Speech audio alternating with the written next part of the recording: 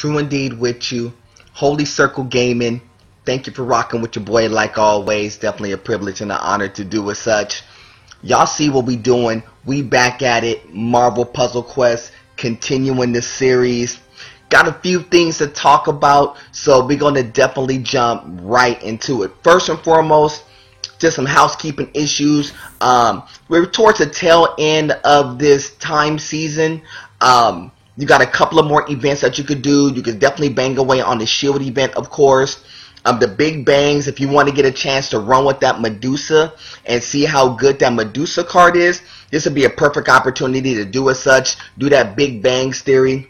Kind of a nice little wordplay. I like that. D3, shout out to y'all. Big Bangs theory. That's the event that you can kind of test run this Medusa to see if it's the real deal or not. I personally think it's a very good card, and once upgraded to max, I think it will be a fantastic card. One of those cards you definitely want to have in your arsenal for sure.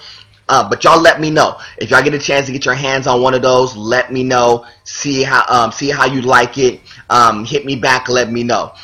You also have the Real Steel, which is on the tail end of that particular versus mode, which is jumping off there. Then you also have the Hulk sighting story mode. That's what's jumping off currently. So right now, if you're playing for this particular event, I'm ranked 7, so it may be a little bit different for some of you. But if you're playing in this particular event, and what you're chasing for is that Nick Fury, top 10 gets the Nick Fury, everything else get 3-star Thors. Either way would work for me. I'm not really pressing to do anything too special with this one, but I definitely need to kind of play some story mode, not for anything else, just get my ISO 8 up and running, because I did blow a lot of ISO 8 currently to kind of upgrade a few characters, so I need to kind of recoup. And so, in regards to that, that's the reason why I need to kind of bang away on some story mode. So, before I get into anything else, let me let y'all know what the squad is looking like real fast. Squad, I did add, I don't know if I had a chance to show it to you. I don't think I did. I think I skipped this video for whatever reason, but if I didn't get a chance to show it to you, I'm sorry, but I did pull a 5-star Black Bolt. So I did add that Black Bolt immediately onto the squad. So you see Black Bolt there. I have the 5-star Steve Rogers and Silver Surfer there on the line. And this is kind of the rest of the line. Nothing too major. As far as like my 3 stars, the 3 stars kind of stayed put. The only thing that's kind of added into that mix right now is Cyclops. So now I have 4 3 stars that are championed out. Rocket and Groot's very close. The next one I could champion out, believe it or not, is Human Torch. I do have all the covers necessary. I just don't have enough ISO 8 necessary to make that happen. So something to think about there. And here's the rest of the squad as we go along. You see a lot of 4 stars towards the bottom end of my squad.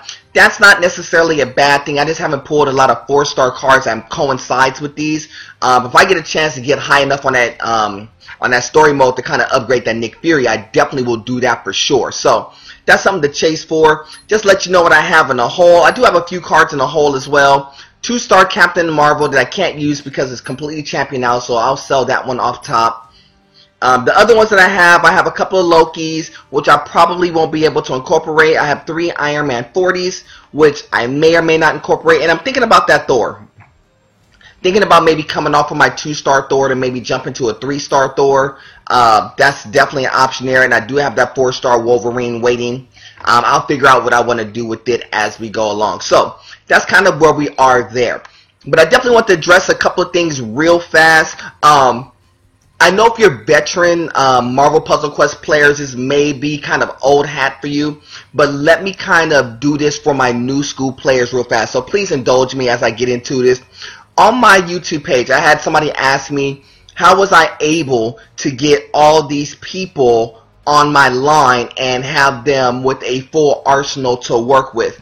First of all, it took a lot of work. That's first and foremost. It took a lot of work. It took a lot of time. It took a lot of effort. And for those who are just following along, and for people who have been rocking with me for a period of time, y'all already know a couple of things. One, I don't cheat the game, first and foremost. I don't cheat. So I don't sit there and try to cheat the game or cheat the system to make this happen. I play the game straight up first and foremost. Secondly, I put in a significant amount of time. Now, I'm not sitting here playing this game 8 hours a day, but I do definitely put a significant amount of time in there because the game does require time. Third of all, I don't play to win, meaning that I don't put no money involved in it. I don't put any additional money to play this game. I played this game perfectly for free without paying a dime extra. And this was the squad that I kind of worked with. And how did I come about that? And just to let y'all know kind of what I'm working with, y'all see I'm ranked 34 as far as like gameplay and how far along I came. And here's the distance that it took me to get there. It took me 174 days in order to get to rank 34 and to assemble the team that I have currently. Now, how did I get to that particular point? The first thing that I did to get to that particular point was bang away on the prologue story mode. Now, I did the first part of the story mode and a good portion of the Juggernaut story mode. And the reason why I did those two early on, more so than anything else, is because I really needed some 1-stars to try to get me over the hump in order to get into a position to get to 2-stars and 3-stars. Now, when I was first starting to play, I kind of messed up a little bit because I focused a lot on the 1-stars because they were really, really easy to get and didn't really bang away on the 2-stars or the 3-stars when I was first starting to get them. So I had to make tough decisions like a lot of you had early on. So what would be my process of how to incorporate, beginner's gameplay? What would be one of the things that I would tell you to do? One, as soon as you start to get some 2-stars in your arsenal, start to work with your 2-stars pretty quickly. Unless you have some really, really strong 1-stars, and you could upgrade, going through the story mode, you could upgrade Iron Man pretty quick. You could upgrade Storm pretty quick. You could upgrade like Juggernaut pretty quick. The 1-stars you could upgrade pretty fast. So if you could quickly upgrade those, cool. If you could start to pull some 2-stars, and once you start banging away on those 2-stars, there's a lot of things that open up to you early on when you start to get the 2-stars. Now, if you notice on my roster, you notice I still sit on a few 2-stars. And just to let you know which 2-stars that I sit on these 5 currently. Now, I had more as I went along. But here's the reason why I kept these 2-stars, and here's the reason why it worked well for me. I like Storm. I always told people from top, Storm is one of the best support players that you could have early game to mid-game. Especially when it's championed out. I like Storm because of the sheer fact that it utilizes Windstorm, and to do team damage is one of the first characters early on as a 2-star that could do team damage really fast. The other one that does team damage as well is Thor.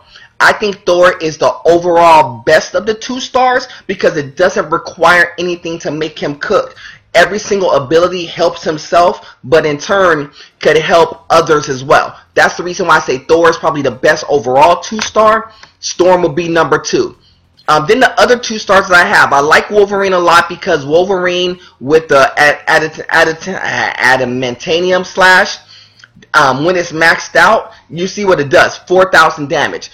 That card could bail you out of trouble because it heals itself as well. And with the Feral Claws, it could actually do strike damage. Those are 2-stars that you want to work with. So me, when I was building my squad early on, what I tried to do first was get my 1-star super strong and then start banging away on 2-stars. What I should have done is really started to focus on my 2-stars. So if you're making a decision between 1-stars and 2-stars, take the 2-stars. The 1-stars that you probably should keep is Iron Man, Venom maybe. People like Juggernaut a lot. I wasn't big on Juggernaut, but people like Juggernaut. So that's more of a preference play. Venom, good.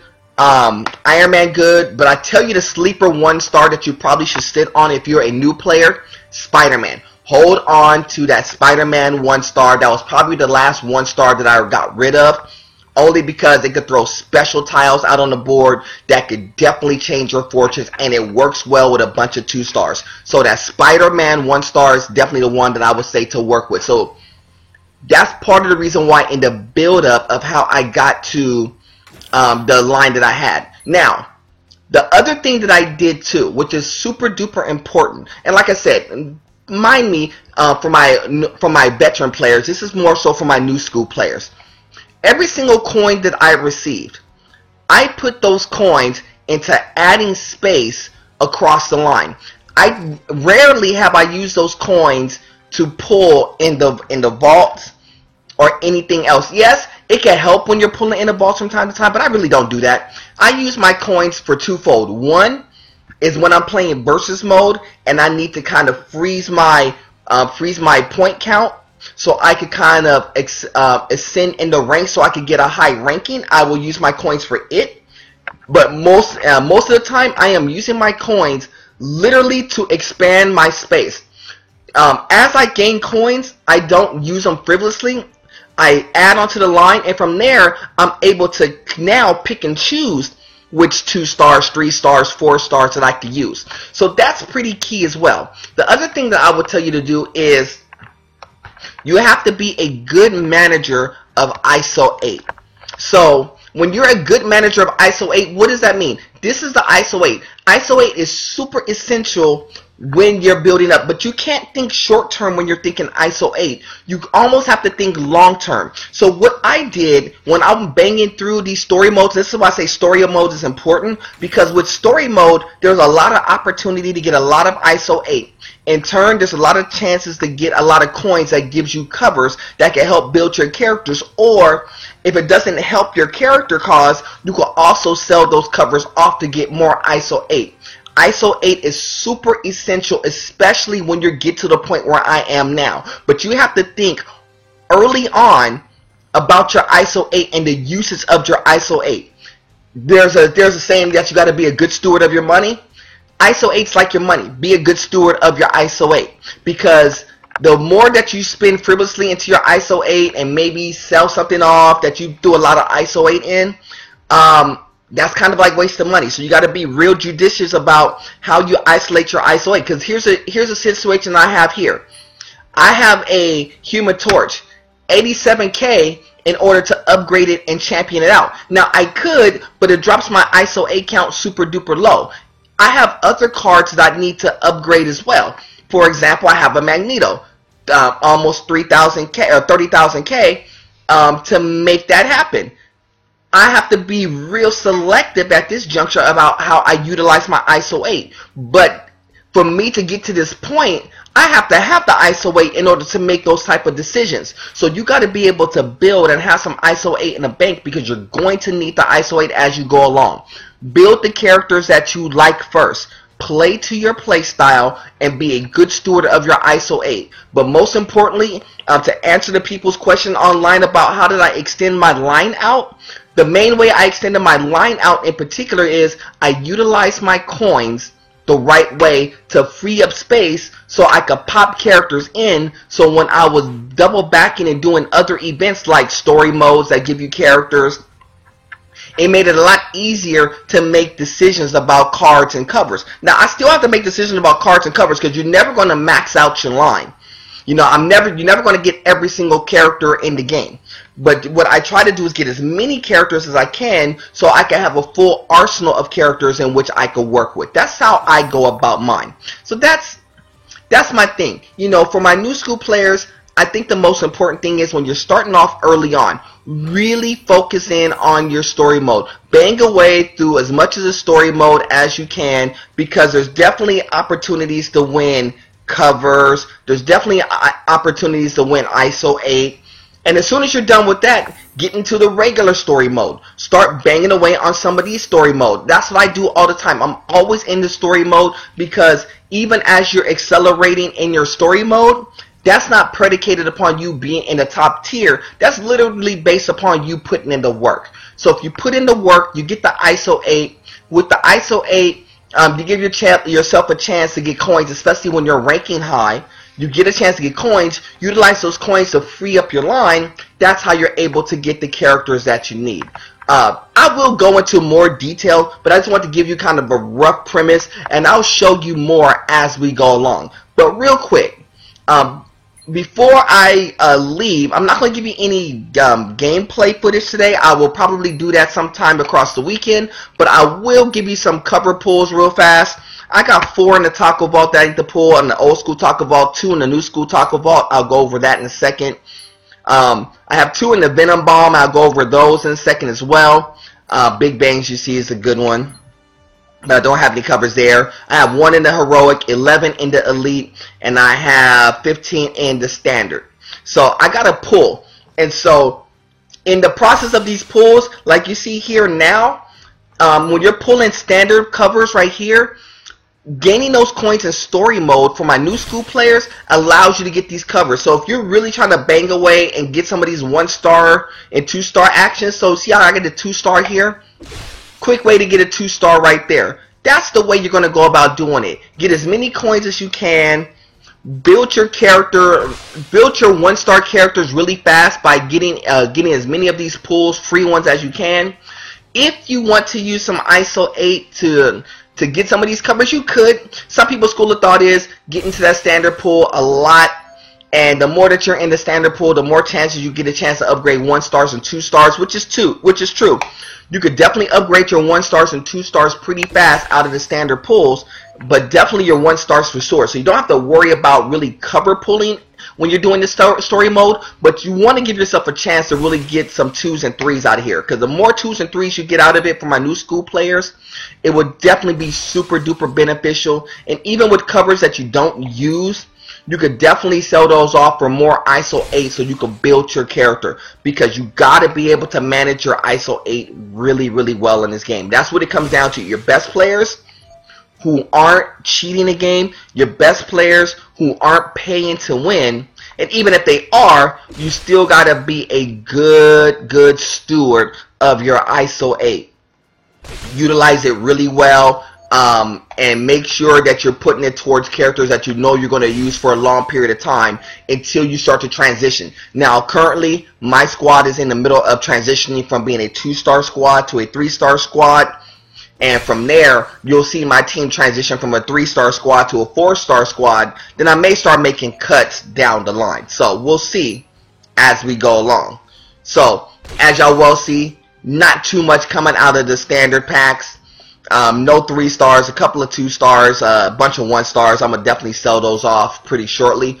In the elites, 2-stars and 3-stars are at a premium here. Hopefully we get something good out of these. 2-star there, Human Torch. We need some 3s. Man, we didn't get a 3 yet. No 3s there. We need some 3-stars. Some really good 3-stars. And I probably, at this rate, because I think it's kind of normalizing some for me, I may not get a bunch of 3-stars out of this. I'm getting a bunch of 2s, which for me, 2-stars is basically going to be sold off at this juncture. I'm not going to really be utilizing much of the 2-stars unless they kind of hit the 2-stars that I already have. Wow, I didn't get not one 3-star. Man, I went through 6 of these and not one 3-star. 7, not one 3-star. Man, this cover pull session is not going well at all. It really isn't. Dog, this one's not going well at all. It's hitting a couple of 2-stars that I have, but dog, this is not a good elite session right here. Wow. Not one 3-star came out of that mix. That's crazy. That's crazy. There's nothing you can do about that. Hopefully get a 3 out of this one. Nope. Not a 3-star to there. All 2-stars. That's crazy. It happens. So even if you were paying that and you got a bunch of 2-stars, those things happen. Venom I'll come back to in a moment. What I will do real fast, Taco Vault, Gwen pulls in the Taco Vault, the 4-star Venom, not the new school one, but the old school Eddie Brock one's in there. 3-stars, chances to get Captain and Marvel, chances to get Iron Man, chances to get Iron Fist, chances to get Ragnarok, Kamala Khan. Anything top end for me would be pretty cool out of the Taco Vault here. So hopefully we get something good that kind of top ends, because we didn't get nothing top end this first go round out of the elites or anything else. And we're getting ISO 8, which I need, but I'd rather get something top end as far as like a 3-star or a 4-star. But this is kind of how cover pull sessions go. Some of them go great, some of them go horrible, sometimes you just kind of catch fire, but this one, it's just not going well at all. Everything has been completely bottom-ended for me. Nothing on the top end. Hopefully we get something good to come out of this Taco Vault. Another 2-star, which I can't use. I mean, I could use, but I don't use. It's not necessary for me to use Black Widow. I ran with Black Widow for a long period of time. Did well for me. I had to get off of Black Widow. I just had to make room for some other cards. ISO 8, man, everything is so bottom end right now. And for my new school players, what I mean by bottom end means that it's cards that are 1 stars or 2 stars. So everything for me is on the bottom end. Hopefully we get something top end, in which it doesn't look like it's going to be the case. Look like everything is hitting like completely bottom end right now. Yeah, it's just things. It happens. It happens. That's the best thing I can tell you. At least we got a 3-star out the ordeal. The hood is definitely a good 3-star. It definitely helps us in upgrading hood. So at least we got one item as far as like top end 3-star or 4-star. Now, in the Venom Bomb, just let y'all know, you got 3 shots at Kamala Khan, 2 at the 3-star Punisher, 2 at Doctor Strange, 2 at Captain Marvel. Vision is in there as well. As far as like the 4 stars concerned, War Machine, Kate Bishop, I think that's Medusa, yes? Yes, Medusa, so you do got a chance to get Medusa and a 4-star coin. So there's a couple of things that you could get on the top end that could definitely work out well. A lot more chances to get on the bottom end than the top, probably like 60-40 bottom end to top, but this is a good top end pull here. Destructible Hulk, that's good for me. I could definitely utilize that if I'm not mistaken. So at least we're hitting the top end towards the tail end of this cover pull session. A good 4-star would kind of make it all go away, wouldn't it? But you know what? Kamala Khan worked too. Kamala Khan worked just fine too. So let me see how this kind of impacts the squad. Now, I don't think it hit any of the 3 stars I have currently on the top end, but I did get a few covers here. I got a few Wolverines. You see how I got some hero points once it's champion out, so it definitely helped my coins out for sure. Also, what did I get here? I got one for Magneto, which was pretty cool. He's gonna be rank 125 there. What else did we get? Nothing too much. Ragnarok was there. The hood, I think, upgrades a card as well. So it's crazy how this one's kind of matching up. Now this one is a 551. This is like really, really weird, to be honest with you. But it's cool. I think I need some more on the intimidation to kind of max that out. And Hood is not a super great character. I just kind of work with the Hood for a period of time. I could sub it out for something else, but it's almost champion out, so I might as well just kind of keep with it. Wolverine is Destructible Hulk. Oh, I think I already have it. Boo. I already have the 5 that I need for Thunderous Clap. So I can't utilize that one. Everything else. Oh, Kamala Khan. That's a good one. The good one too. And I really needed that green one as well. So that's definitely not bad. I could definitely move her up to 89. And Big and Bash is definitely the best one that she utilizes. Inhuman Stretchiness and Big and Bash is very good. Bring Out the Best is kind of cool too, because it gives health every time you every time every time your team uses like a special. So I like this card a lot. I think it's an underrated card that you should utilize more often, especially because she could do team damage. Definitely going to get some mid-grade run for me for sure. But that's what we're working with here. I got a few things in the hole that I probably should go ahead and sell off real fast. 1 stars, I'll definitely sell off those to get some covers, some ISO 8. 2 stars, nothing in the 2 stars that helps me at all, like nothing. No 2-star that helped me, so I'm gonna sell off all these 2 stars as well. See how the ISO 8 kind of jumped up really fast. Sell what you have.